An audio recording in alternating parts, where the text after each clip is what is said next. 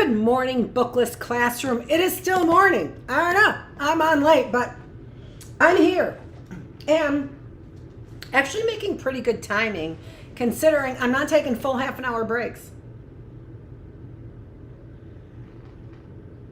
Glasses over there. Okay, I will be right back with my glasses and our book. We are reading Being Catholic Now by Kerry Kennedy. And I do like this book. Interesting. April 23rd, I had 23 viewers on my son's birthday. What are you trying to do? Make it look like I raised one? I don't think so. Oh, this is the book we need. This book we do not. If you want some excerpts or the same excerpt from Kerry Kennedy's book, Being Catholic Now, you can get some excerpts from God is Read in our early bird and bookless classroom. We talk a lot about a great excerpt there, which is really on paradigm shifts is what it's on. Changing the way that you see something drastically. A drastic change in perspectives. It does seem like that's a healthy thing for all of us, right? Now just point the finger, you need a paradigm shift, Appleby. I don't even know. I haven't even read what Appleby has to say. But if he owns Applebee's and he's not admitting it, then we've got some questions for you while we eat dinner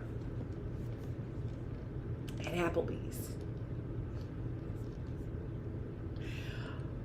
Okay, let's, I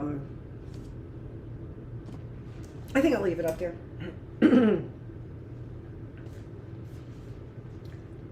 Scott Appleby, born December 3rd, 1956, is a professor of history at the University of Notre Dame, where he also serves as the John M. Reagan Jr. Director of the Joan B. Kroc Institute for International Peace Studies. Huh? What's Kroc doing in there? Oh, last name of Jones? Yeah, I know. I met Joan. She was my lawyer.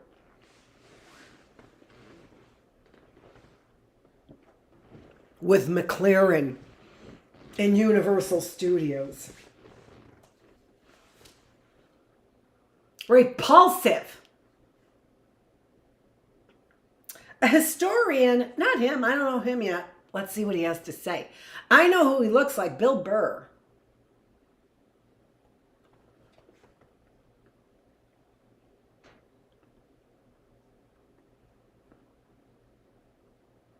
A historian of religion, he's a specialist on global fundamentalisms and the author and editor of numerous books on Catholicism.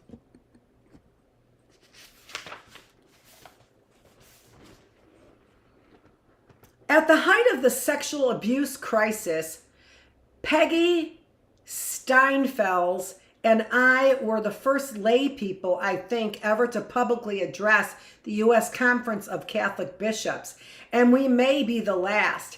It was a controversial thing to do, to give lay Catholics a voice before the bishops, and they wouldn't have done so if there hadn't been so much pressure and attention. It was important that we were allowed to speak. Catholics were stunned and elated that the bishops allowed laity to speak their minds to them. Yeah, I agree. That's how we get paradigm shifts. Peggy said, This is how pathetic it is. We have no voice. You don't consult us. The only time we even get a chance to speak is in this low moment of crisis when you're almost compelled to listen to us and we're not even sure you're going to listen to us. And they didn't. Her message was unmistakable. I said that the bishops didn't get the sex abuse crisis. They didn't seem to understand the traumatic impact of a priest who consecrates the Eucharist using the same hands to violate a child. Okay.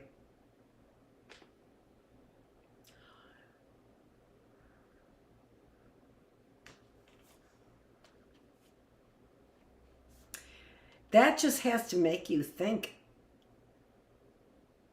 me think, like long and hard about letting my son go to a Catholic school.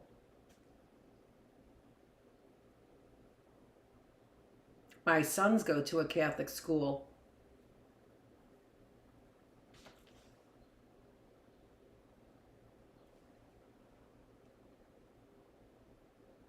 I mean, we read this.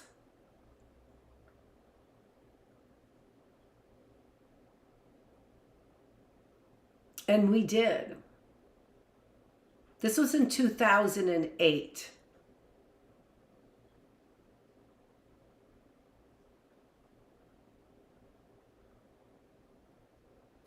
My boys didn't, I'm sorry, I'm thinking about it so I could like remember accurately because I haven't thought about this. It's my son's birthday, so I'm doing a little thinking about them. I mean, reading that, how could you ever let your kids go to a Catholic school? And I remember after reading this thinking that, because at that time,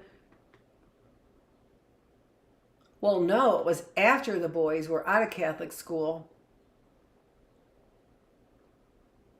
Well, no, my son was graduating from high school and my younger son was going into high school at St. Mary's. My son was graduating from Catholic Central. If I'm getting all the dates right. No, he graduated in 2007. I think my pencils I bought were 2008. I don't know. It was crazy.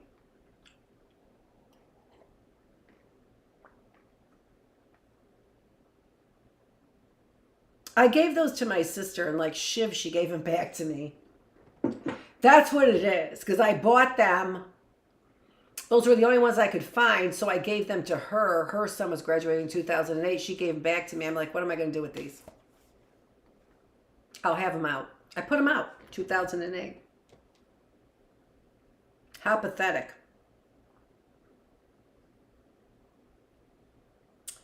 So where did all that come from? To understand the traumatic impact of a priest who consecrates the Eucharist using the same hands to violate a child. See, right there is where people break faith. Right there. Right there. When it's said out loud, again, it makes me think, how could I have sent my kids to a Catholic school?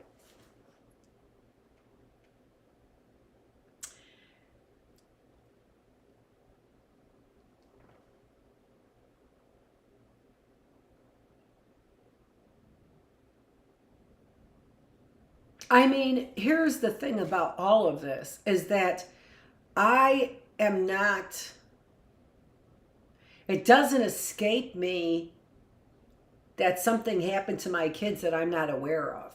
That doesn't escape me. Or there's pressures on my kids now because of me. It doesn't escape me. The Bookless classroom with 23 viewers on April 23rd, my son's birthday.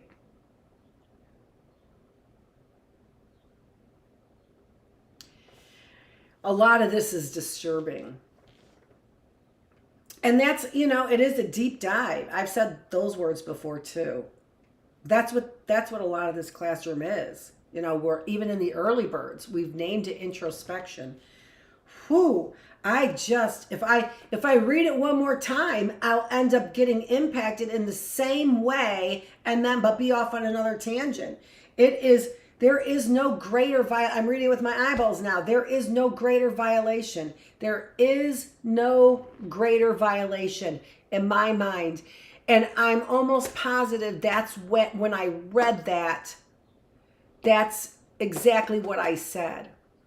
There is no greater violation in my mind.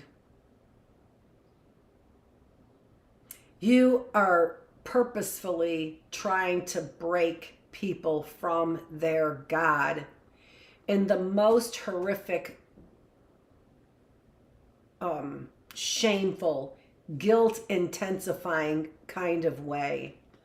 And I just,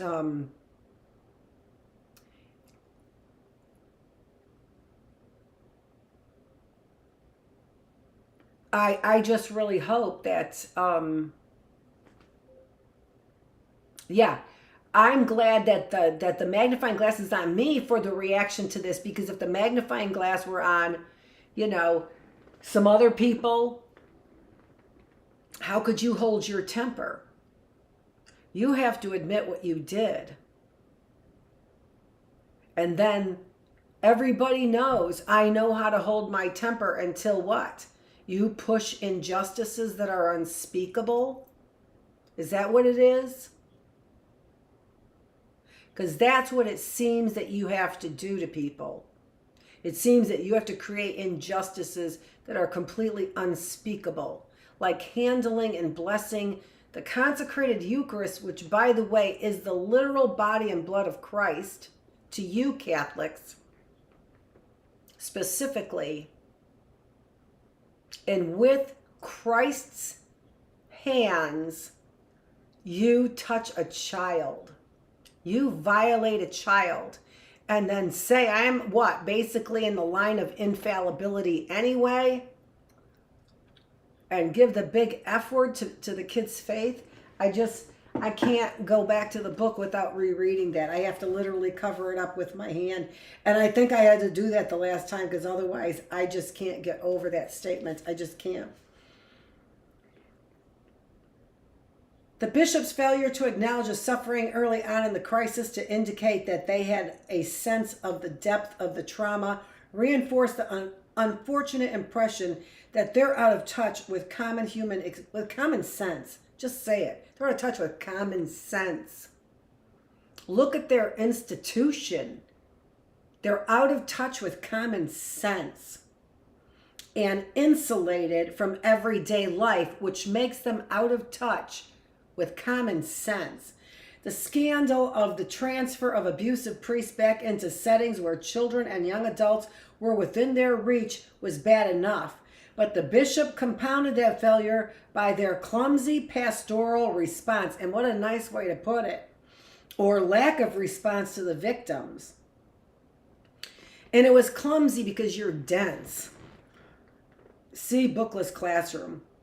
One would expect more compassionate and genuine concern from ordinary Christians, not to mention bishops. One theme I touched on was the need for accountability within the church, particularly among the bishops themselves. They didn't share what they were each doing in their respective dioceses with respect to handling the crisis. There was no uniformity in their pastoral or administrative practices, because each bishop is independent, sovereign in his diocese, answerable ultimately only to the Pope. The Vatican under John Paul II and Cardinal Ratzinger weakened any momentum toward empowering national conferences of bishops with genuine governing authority. And there are some bishops who prefer to be on their own in their diocese and not be governed by the consensus of other U.S. bishops, or be accountable to that consensus. Well, nice job taking responsibility. Nice moral high ground you guys are taking. On this point, I suggested to the bishops, Why don't you formulate and fully enforce national church policy on non-doctrinal matters that fit the U.S. legal, cultural, and political context? Rome is going to react the way it's going to react. What are you afraid of? Your bishops of the church, successors to the apostles, you as bishops, as cardinals, seem unable to stand up for yourselves and make autonomous decisions without having to run to Rome for endorsement of every decision. You know the American scene better than the Vatican. Your judgments should be trusted. The lack of accountability to other bishops encourages aloofness, not collegiality. It can make individual bishops isolated and insulated. To make matters worse, there is a clerical culture that distances some bishops and priests from the laity. The cultivation of a special club of the ordained, which at times has been quite authoritarian and even dismissive of the laity. In a way, the crisis over the birth control decision, which continues today, although most laity practice artificial birth control, is another expression of lack of accountability in the church. In an actual family, people must be accountable to one another. They must listen and adjust to the needs and experiences of the other. And this is not changing the moral fiber. It is adhering to the moral fiber of real foundational spiritual beliefs, the belief in something greater than ourselves, which is where we have to start, you jackasses. They must mutually discern the way forward.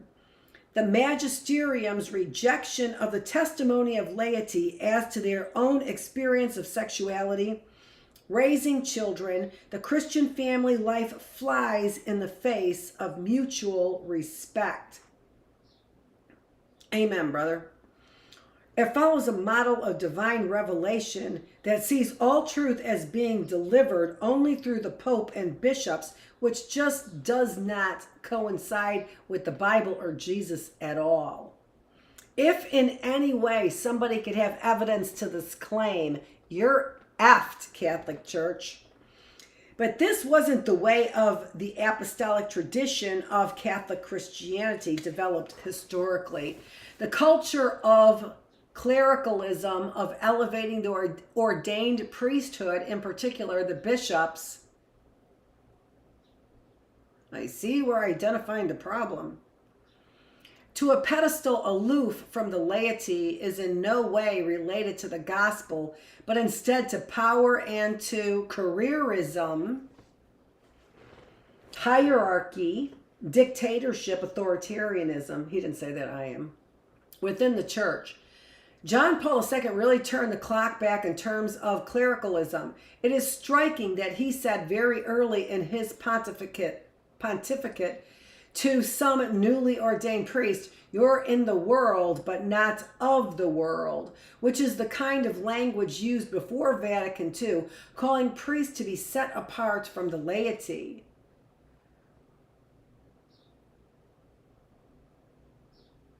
Well, if it was exclusive to the priests and not the laity, which it sounds like it was. The positive side of this, because I consider myself in the world but not of the world. Not of this humanity, but I am of this world for sure because of the nature of me being able to really relate to other natural creations of God.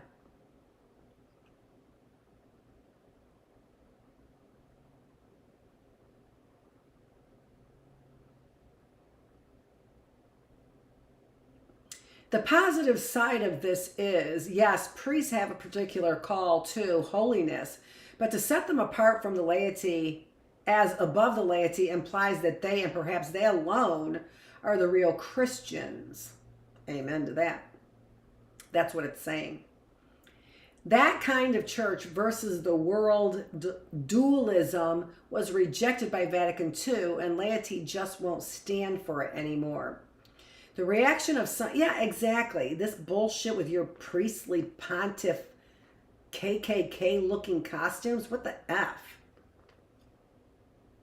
Many priests and bishops have the inappropriate attire that alludes to KKK mentality.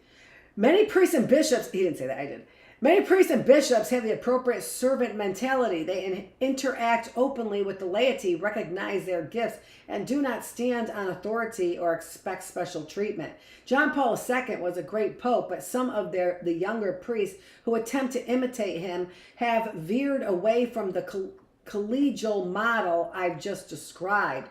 Some of these cassock-wearing young Turks have an unfortunate tendency to think themselves vastly superior to, say, the woman in the parish who has directed the religious education program effectively, or the older priest who knows his people and how to serve them far better than the newly arrived by the book John Paul II priest. We can't afford as a church to limit the talent pool to celibate males and relegate talented women and men to subordinate positions. It's institutional insanity. Yeah, it's dictatorship, and this sounds like the ultimate plan. Then to go ahead and lock arms with I don't know.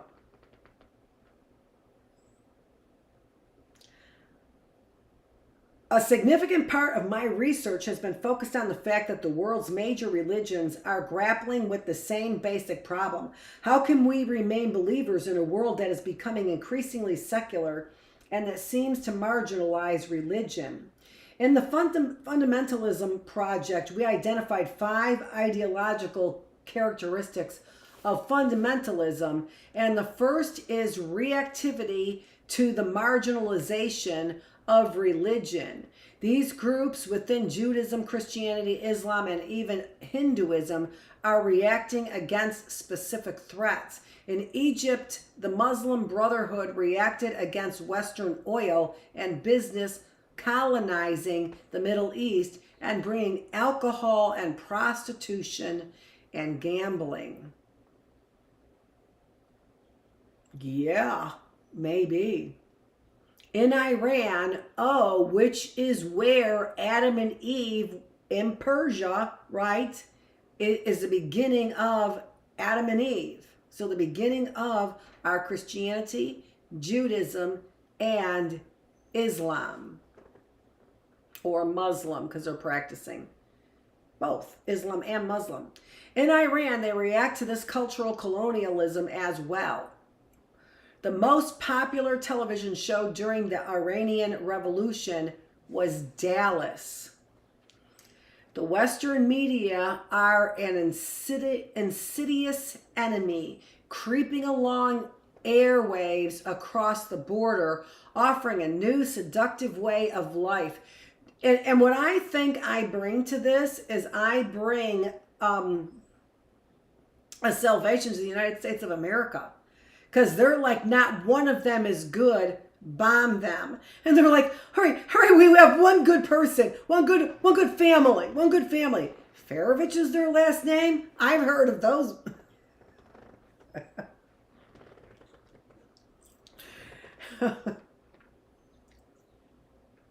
Ruthless is their name? What?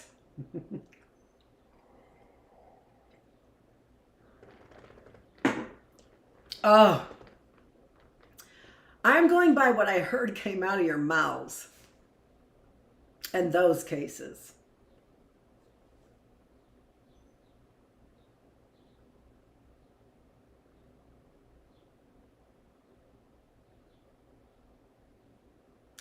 Drugs, decadency, divorce, family breakdown, to those who would be called fundamentalists, this was all part of an atheist conspiracy. The fundamentalists tend to see the spread of Western lifestyles as not accidental, but a unified historical force, a force that is demonic, undermining the foundation of family life, of ethics, and of virtue.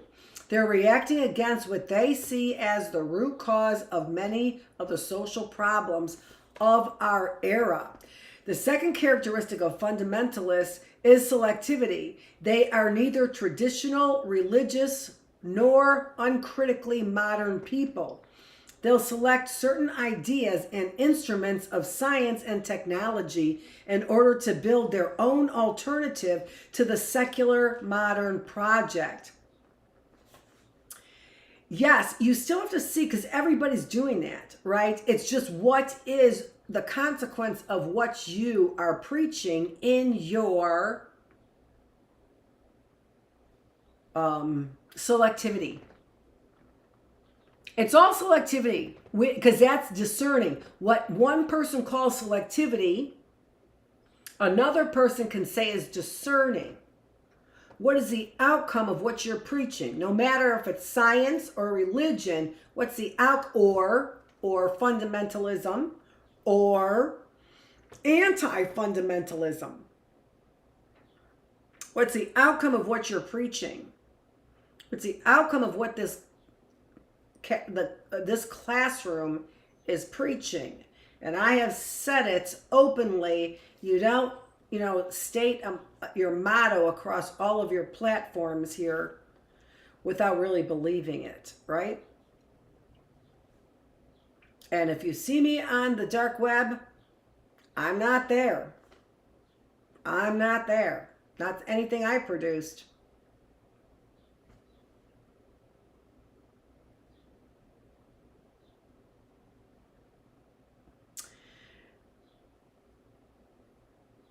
The second characteristic of selectivity, we already have that. They're competitive. They want to build their own societies. I'm not competitive. I'm cooperative. And I do not believe in this infallibility and this irrevocable nationalism, right? Which all borders on the concept of infallibility as well. They don't want those societies to be primitive or lacking science or technology, but they want them to be inspired by godliness. The next trait is absolutism. The conviction that our sacred text, our traditions, and our knowledge of religion, which is what I just said too, are absolutely true and superior to all other truths. We're not going to compromise with them, which is what the modern world does. Catholicism's proclamation of papal infallibility was a fundamentalist moment. And there are many lay people who disagreed with that, for sure.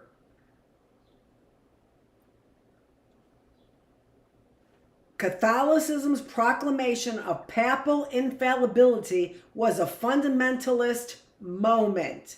A pope speaks without error. I put a question mark.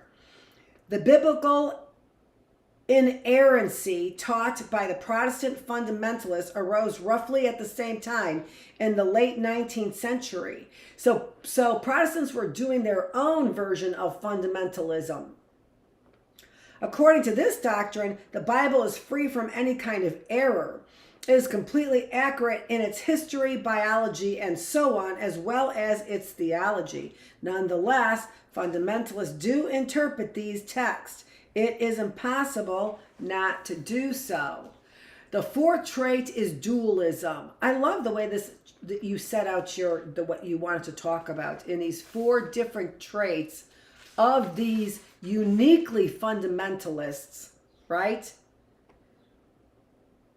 5 ideological characteristics.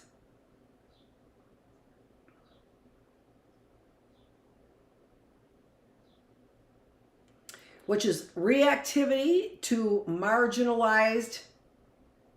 marginalization of religion, reactivity to it, selectivity and what they believe and propose is inspired by godliness, absolutism and what they say is forever, whatever. And now the fourth is dualism, that is seeing the world as divided neatly between the elect and the reprobate, the connecting.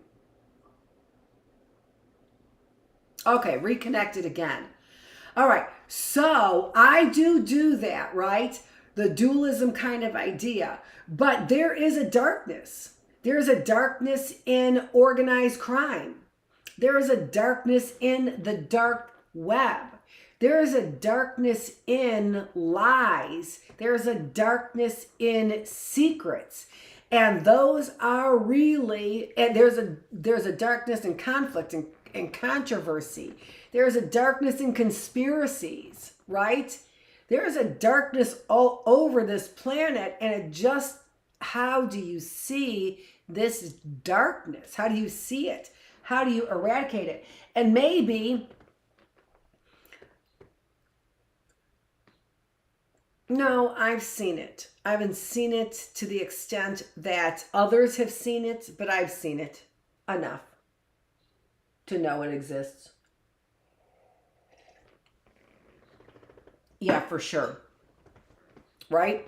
And if you're any kind of a spiritual person, what is that about? It really is a spiritual battle. There is a spiritual battle. So I do see this.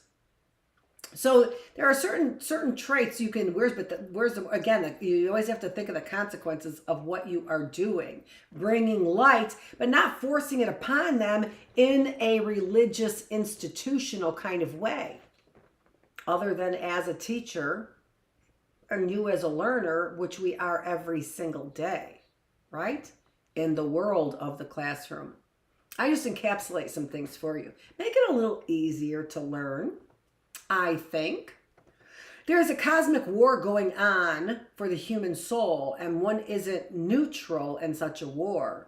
You're one of us, or you're one of them. Now, again, I don't believe that. I believe that there are transformations that happen and that are happening all the time, right? If you are in the darkness, a person of light wants to shed light on it in the best way possible to bring you into the light. And I'm not saying the light is the Christian light. I'm reading God is Red. Clearly, we need some paradigm shifts. I happen to believe, though, that God speaks to us in many ways, and he speaks to me in this Christian way. And again, my voice as a proponent of all of this, I think really is I don't know. Let's move on. The fifth and most important characteristic of fundamentalism is millennialism. Ooh, let's hear this. The term refers in its precise meaning to the Christian expectation of a 1,000-year reign of Christ at the end of days. More broadly, when applied beyond evangelical Christianity, it refers to a general expectation of a dramatic and often violent turning point in history during which the true believers, that is, the fundamentalists, will exact their revenge on the infidel or lapsed. Exactly. Isn't that what eugenics is about? Or lapsed, or dense, right? Or dense. Nobody's calling for, on my behalf, for euthanasia of the dense, but identifying them, not for those stupid pharmaceutical companies. I'm hoping that they're out of business. I know it scares a lot of people, doesn't it? Wasn't that your plan?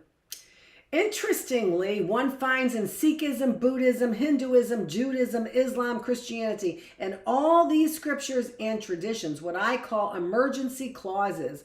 They say when the darkness comes, when the apocalyptic moment comes, all bets are off. Violence normally prohibited is now permitted. Then they call the emergency whenever they feel like it, right? Certain kind of themes of F. Gandhi, right? So 9/11 was not about the United States alone. It was played out on a larger imaginative canvas, envisioning a long-term cosmic war. The immediate tactical audience of bin Laden was Muslim fence-sitters in Pakistan, Saudi Arabia, and across the Muslim world. Join us in the final battle against the infidels. Certainly, we were the target of the planes, and they'd love to topple the United States government. But there is time to do that later. The first step is to awaken 1 billion Muslims who have thus far refused to commit violence in defense of Islam. And that is, oh my goodness gracious. I'm not recording. I hate when I do that. And that really is just something to be said about culture and pointing the finger. The first step is, and this is what the author is saying in hopefully you have a sarcastic tone. You can hear the sarcasm there in the tone. The first step is to awaken 1 billion Muslims who have thus far refused to commit violence in defense of Islam. And boy, are they watching, aren't you? And I just have to say, the wisdom in sitting back and watching is just remarkable to me. The wisdom in sitting back and watching, because given enough rope, Christians will hang themselves. They cannot deny what the roots of their beliefs really are. The same with those fundamentalists in Islam as well, right? But, it is just, again, it is such okay, I keep getting no data and then back to data and then no data again. So these are the first times that we're getting AT&T to block my signal here. But,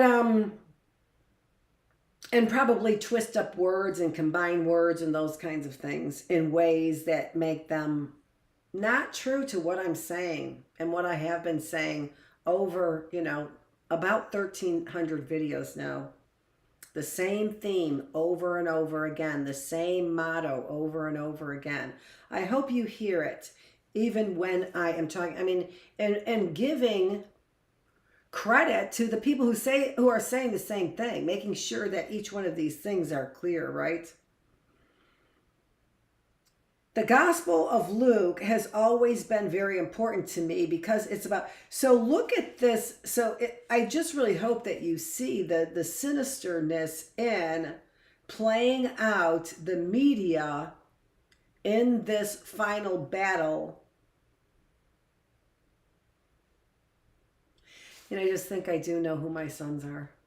The Gospel of Luke has always been very important to me because it's about God's agency in siding with and caring for the poor, the underdog, the marginalized. Luke's heroine is the pregnant teenager Mary. The magnificent is a wonderful prayer. I love the line, he has confused the proud in their innermost thoughts. He has confused the proud in their innermost thoughts. I wish that I could hear that prayer here. The incarnate Son of God is born in a stable among animals. It's hard to miss the point about the dignity of humanity and the compassion of divinity. I also love the parable where the paralytic is lowered from the roof and Jesus turns and says, your sins are forgiven. Then Jesus turns away and goes on with his business. Of course, the poor fellow is happy to have his sins forgiven, but he'd like to walk. And so Jesus heals him. The important thing is that the sinner is now reconciled to the community. Luke teaches us that if we can be humbled and rest in our needs for others, if we can avoid the sin of pride that bedevils the Pharisees, we can live the eternal life of the Trinity. That's a little hard to take, just a little bit hard to take as the ultimate way of showing, because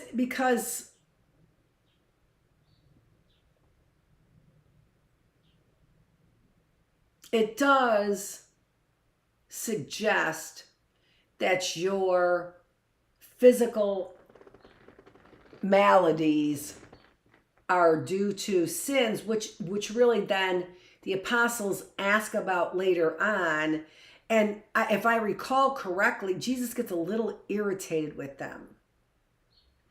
So, but I think it's because you're not supposed to be focusing. We are all sinners. This is what's coming to me right now. Because then what comes is bearing fruit, right? What's important is the fig tree, and that you are bearing fruit. And that fruit is, whether or not it's not physical fruit. Well, it was physical fruit as well, right? Bearing physical fruit that are proclaiming the things that you implanted in them when they were children. I remember all of this coming, the worry of who I am coming to the knowledge of people, which is who I am as a proclaimer of what's going on. The American democracy is being destroyed by people who are claiming to be patriots and they are not, right? So, because patriots would absolutely be for our land as well. So that's just a perversion of patriotism to negate, to admonish people as tree huggers. Go bite me.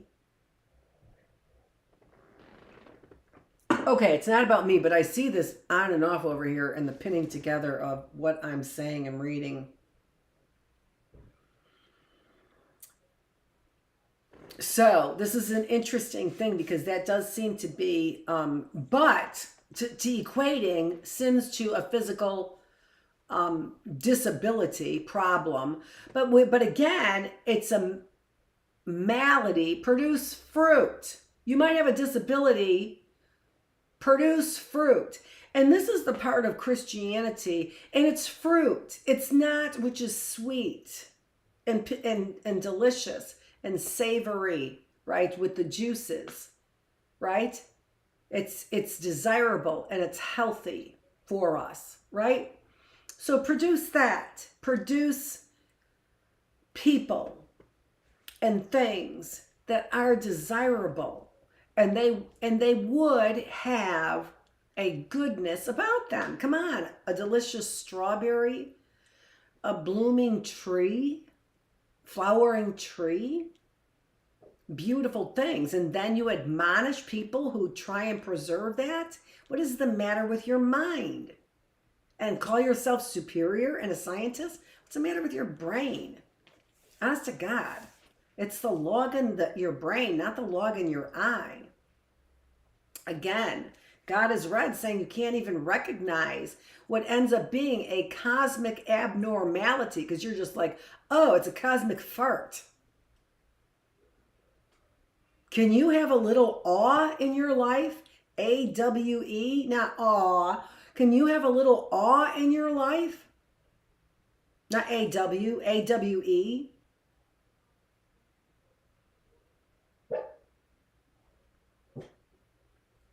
The poor of God's people in this special way.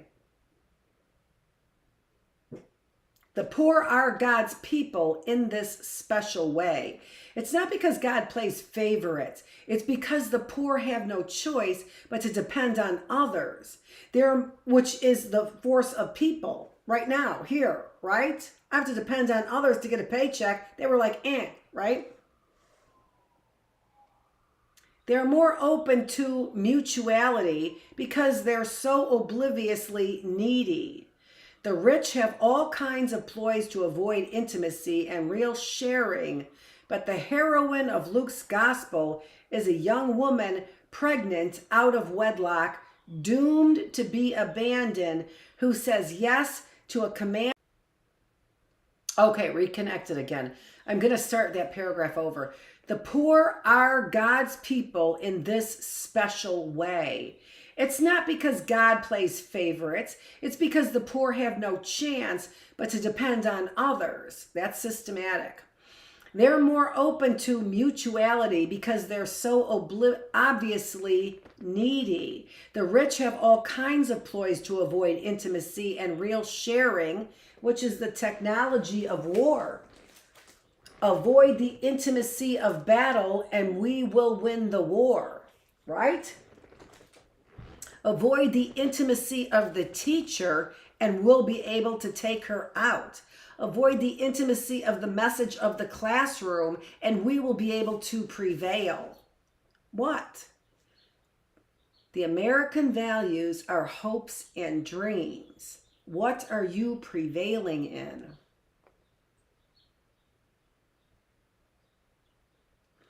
The rich have all kinds of ploys to avoid intimacy and real sharing, but the heroine of Luke's gospel is a young woman pregnant out of wedlock, doomed to be abandoned, who says yes to a command from God to enter into a life of heartache, compassion, suffering, freedom, love, all embodied in the Christ child she's bearing. Okay, if I must, yes to this. And her child is an example of the same thing. Her son on the cross says in the Garden of Gethsemane, which we read about in the early bird class on Thursday, read the story and still talked about it, are still talking about it, and still getting to some of the questions on that. In the Garden of Gethsemane, take this burden away. But if you cannot, your will be done. But if you say, your will be done, you only need to say so. You don't just say so. Your will be done. And God being who he is, I am, that's all you need to know. You don't need to know anything else. You need to know, I am.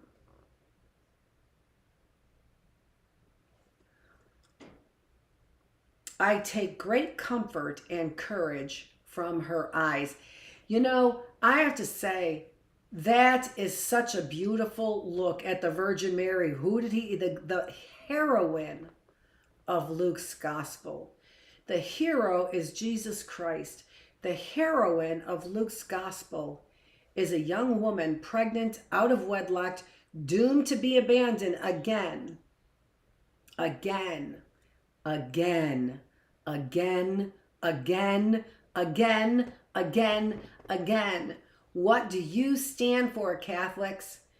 Doomed to be abandoned, who says yes to a command from God to enter into a life of heartache, compassion, suffering, freedom, love. For her son, for her children, all embodied in the Christ child she's bearing. Okay, if I must, yes to this. I take great comfort and courage from her eyes. How I didn't weep through this, I don't know. Probably the strength of Mary herself. Such a respectful homage. And their homage instead of hats off, right? I finally found the right word. What a special homage to Mary. As Catholics, I think too often cannot communicate in such a beautiful way, and we lose that respect for Mary herself. We forget about her sacrifice and commitment. I agree. Our Scott Appleby, who looks to me like Bill Barr, not Bill Burr, who was a Republican here locally, in Oakland County, worked with that cop that I just do not care for. But whatever. Okay, I loved what you had to say. You may or may not be him. I don't even know. Who even knows? I don't know. They're all in disguise. Keep their distance. Dr. Annette Feravich, we are here on Hump Day. Hump Day. My son's birthday, April 23rd. Happy birthday, Travis. I love you. Thank you so much for the joy that both of my sons bring me. You bring me great joy, even at a distance, because what I have are the memories. Some of them weren't so great, so don't get your head so big like you are, not the sons of me.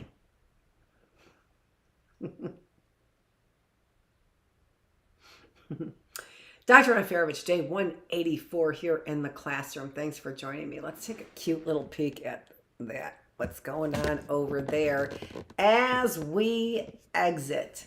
See you tomorrow for our third day on before our 4 days off. Thanks for joining me.